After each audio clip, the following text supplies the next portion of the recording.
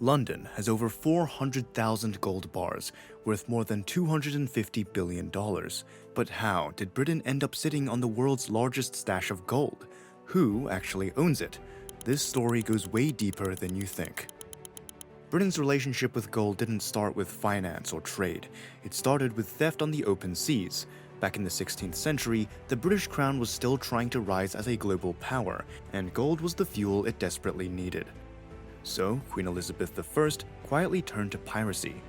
She gave sailors like Sir Francis Drake unofficial permission to raid Spanish ships returning from the Americas, ships loaded with New World gold and silver. Drake hid entire treasure fleets.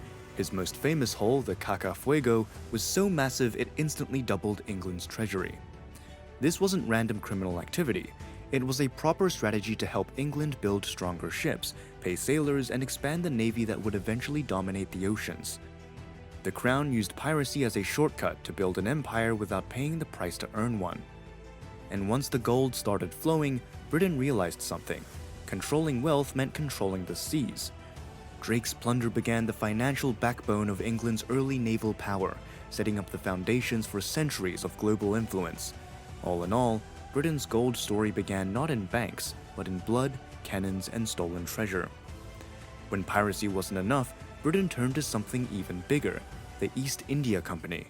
What started solely as a trading company slowly became a machine built to extract wealth. When the British took control in India, they did more than just trade. They controlled taxes, land, and resources. People were forced to pay heavy taxes, and those taxes were used to buy Indian goods at low prices, which Britain then sold for huge profits. This system is often called double exploitation because India paid twice, first through taxes, then through the loss of its own wealth. Gold, silver, and valuable goods kept flowing from India to Britain for more than a century, and almost all of it boosted the British Crown and its growing empire. The East India Company became a giant pipeline, moving wealth from the colonies straight into London. By the time the 1800s arrived, Britain had already built massive power on the back of this endless stream of riches. By the early 1800s, Britain had grown so rich and confident that it decided to link its entire economy to gold. In 1821, the UK officially adopted the gold standard, meaning every pound in circulation was backed by real gold stored in its vaults. This made other countries trust British money even more. Then came the gold rushes. Huge discoveries in Australia and later in South Africa gave Britain direct control over some of the world's biggest gold mines. By the early 20th century, Britain wasn't just using gold. It was controlling more than 60% of global gold production. This massive supply strengthened the British Empire even further. Countries using British banks, British trade routes, or British currency had no choice to rely on London's gold. Slowly, Britain was becoming rich, the place the world depended on for stable money. This set the stage for London's long-lasting influence in the global gold system. When the World Wars hit, gold became even more important for Britain. Countries fighting alongside the UK began sending their gold to London for safekeeping and to pay for weapons, supplies, and support. After World War I, Britain also received part of Germany's reparations in gold. All this kept adding to London's reserves.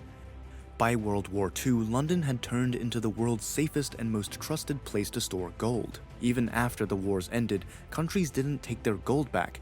They kept it in London. This is how Britain quietly became the center of the global gold market, a position it still holds today. Deep under the Bank of England lies one of the most secure places on Earth, its underground gold vaults. Built in the 1930s, these vaults are protected by thick reinforced walls, advanced security systems, and doors so heavy they need special machinery to move. Inside, the gold is stacked in long rows of bright yellow bars, each weighing about 12.5 kilograms.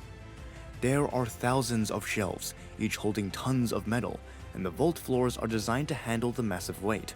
Even moving a single stack requires strict procedures and multiple staff members. Despite all the secrecy, these vaults quietly store more gold than almost any other place in the world, hidden right beneath London's busy streets. Even though London holds one of the world's biggest gold stashes, Britain only owns a small piece of it. Most of the bars belong to other countries, central banks, and large financial institutions. The UK sold a big portion of its own gold in the late 20th century, reducing its reserves. But nations still trust London as the safest place to keep their gold. The city's stability, strong banking system, and long history with gold make it the world's preferred storage spot. So even with the little gold of its own, London remains the planet's top gold guardian. London stores gold and decides how the world trades it. For over a century, London has been the beating heart of the global gold market. One of its biggest roles is setting the international gold price through a tradition known as the London Gold Fix, which started in 1919. Twice a day, major banks agree on a single price that becomes the global benchmark used everywhere in the world. London also sets the rules for what counts as good delivery gold, meaning the exact standards a gold bar must meet to be accepted in global trade. This gives London massive influence over the gold industry. With deep liquidity, trusted institutions, and fast trading systems, the London market can move billions of dollars worth of gold in minutes. Even countries far from the UK rely on London's prices and rules. Beyond the vaults and markets, the British Crown holds its own treasure: gold, jewels, artifacts packed with centuries of history. The royal collection includes crowns, scepters, and ornaments that survived wars, fires, and political battles. Some pieces were destroyed during the English Civil War, only to be rebuilt later when the monarchy returned. Many of the gems inside these items are world famous. The Cullinan diamond, the largest gem-quality diamond ever found, was cut into several stones that sit in the crown jewels today. The Black Prince's ruby, which isn't actually a ruby but a rare spinel, has been worn by kings in battle. These items aren't just decoration, they're symbols of power, continuity, and the wealth the crown has gathered over its empire. While the vaults hold financial gold, the royal collection holds the story of Britain's identity carved into precious stones. Here's the part that most people don't know. The gold sitting in London may not truly be untouchable. In serious situations, Britain can legally freeze or restrict access to foreign gold stored in its vaults. It has happened before.